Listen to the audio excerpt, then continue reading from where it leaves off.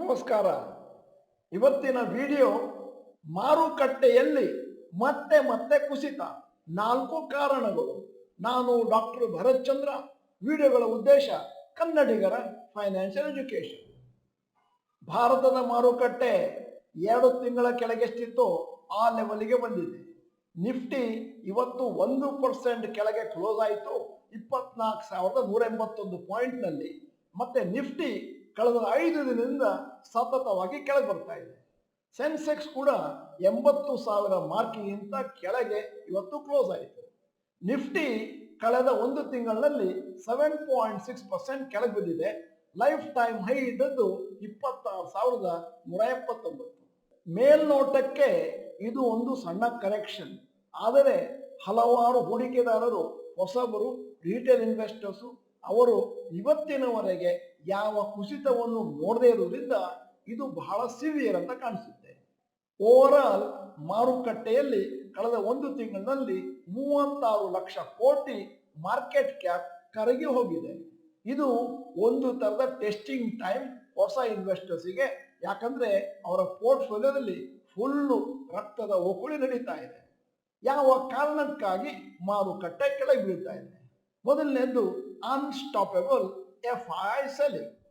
FIIs ಅಂದ್ರೆ ವಿದೇಶಿಯರು ತಮ್ಮ ಷೇರುಗಳನ್ನು ಭಾರತದ ಮಾರುಕಟ್ಟೆಯಲ್ಲಿ ಅಕ್ಟೋಬರ್ ಬಿಗಿನಿಂಗ್ ಇಂದ ಮಾರ್ತಾನೆ ಬರ್ತಾ ಇದ್ದಾರೆ. ಅಂದಾಜು 98,000 ಕೋಟಿ ವರ್ತು ಷೇರನ್ನು ಭಾರತದ ಮಾರುಕಟ್ಟೆಯಲ್ಲಿ ಇಲ್ಲಿವರೆಗೆ ಮಾಡ್ಕೊಂಡಿದ್ದಾರೆ. ಕೊರೋನಾ ಟೈಮ್ನಲ್ಲಿ ಕೂಡ ಇಷ್ಟೊಂದು ಸೇಲ್ಸ್ ಆಗಿರಲಿಲ್ಲ ವಿದೇಶಿಯರದು.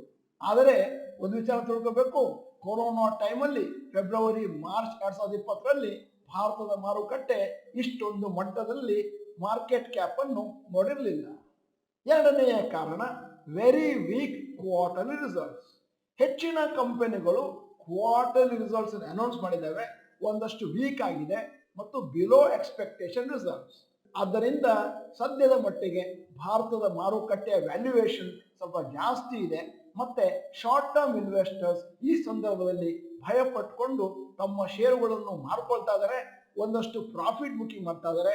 ಅದಕ್ಕೋಸ್ಕರ ಮಾರುಕಟ್ಟೆ ಮತ್ತೆ ಮತ್ತೆ ಕೆಳಗೆ ಹೋಗ್ತಾ ಇದೆ. ಕನ್ಸ್ಯೂಮರ್ ಕಂಪನಿಗಳದ್ದು ಕ್ವಾರ್ಟರ್ಲಿ ರಿಸಲ್ಟ್ಸ್ ಬಂದಿದೆ.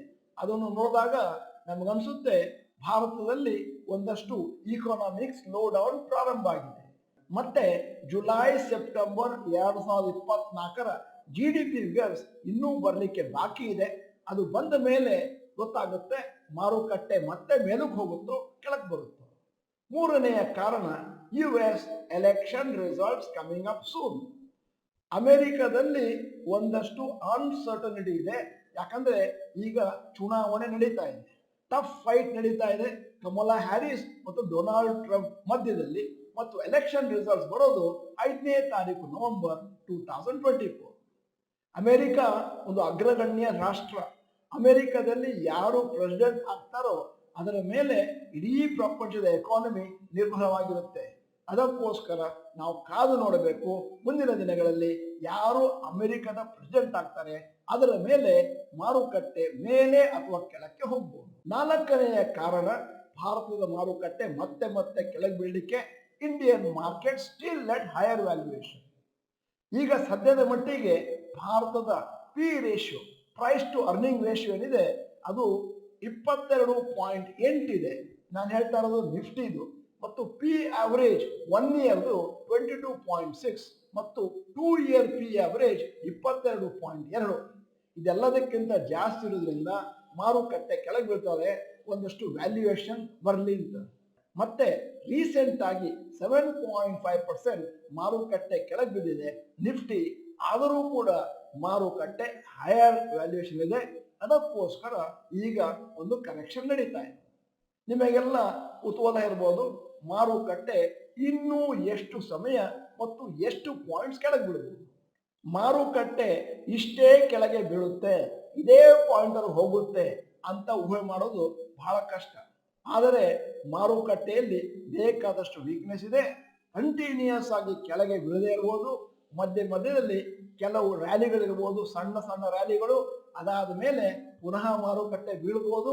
ಅಲ್ಲದೆ ಒಂದಷ್ಟು ಸಮಯ ಇದೇ ರೀತಿಯಲ್ಲಿದ್ದು ಟೈಮ್ ಕರೆಕ್ಷನ್ ಕೂಡ ಆಗ್ಬೋದು.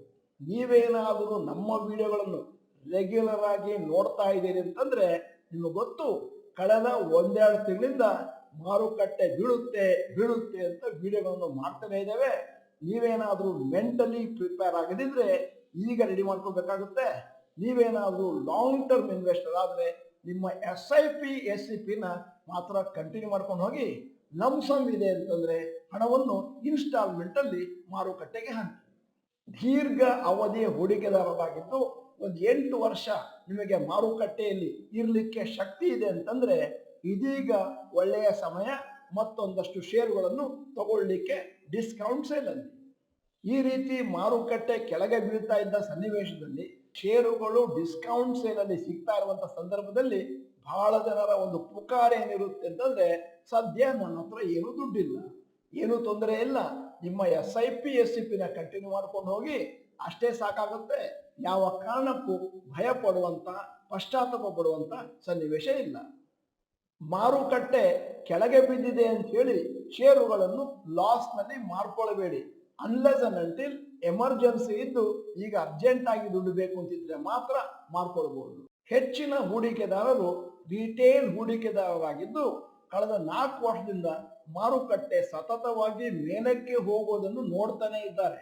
ಆದ್ದರಿಂದ ಈ ಸಂದರ್ಭದಲ್ಲಿ ಅವರಿಗೆ ಒಂದಷ್ಟು ಭಯ ಆಗುವಂತ ಎಲ್ಲಾ ಚಾನ್ಸಸ್ ಇದೆ.